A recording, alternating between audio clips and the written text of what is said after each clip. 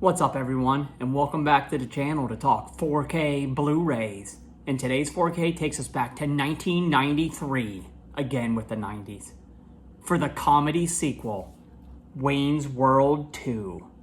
For the first time on 4K, Kino Lorber put out this 2-disc set, which is kind of standard for them. I believe this was the poster also.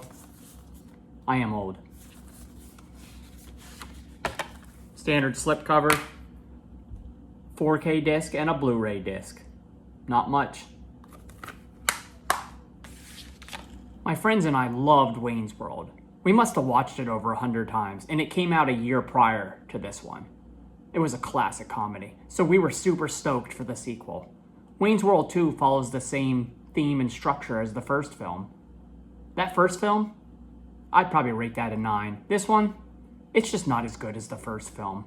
It's still good, but it's just a 7.5. With that being said, I still enjoyed revisiting it. Take these home, run through them with a fine-tooth comb, cross the T's and dot the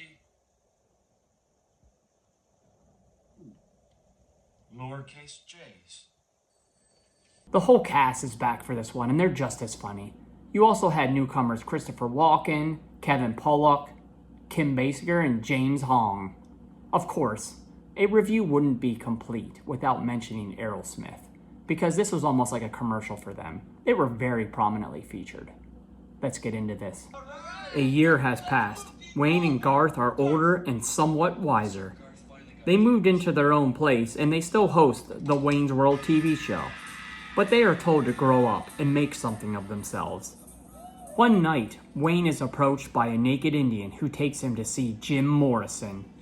Jim tells Wayne that he is to put on a rock concert. That seems harder than it seems for Wayne when people think he's gone crazy. He also loses his girlfriend to a big-time record producer. The world is falling apart for Wayne. Can he save it? Much like Kingpin, that we just reviewed, Kino went back to the camera negative for this new transfer in Dolby Vision HDR. The image with an aspect ratio of 1:8:5 looked fantastic for its age. Kino usually puts out good transfers, and this is no exception. Colors popped and were very vivid, much like Kingpin, and blacks and shadow detail were spot on as well. Facial tones looked terrific, much like Kim Basinger in this. 9.5 out of 10 for the video. I'm low on gas and you need a jacket. I'm gonna be frank. Okay, Audio was presented in DTS 5.1 HD, which outside of the concert and musical scenes was just okay.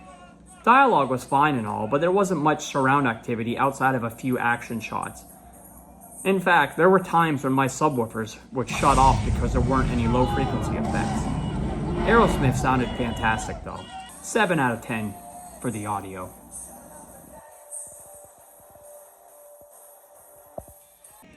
In terms of special features, there's a commentary track, a short featurette, and some trailers.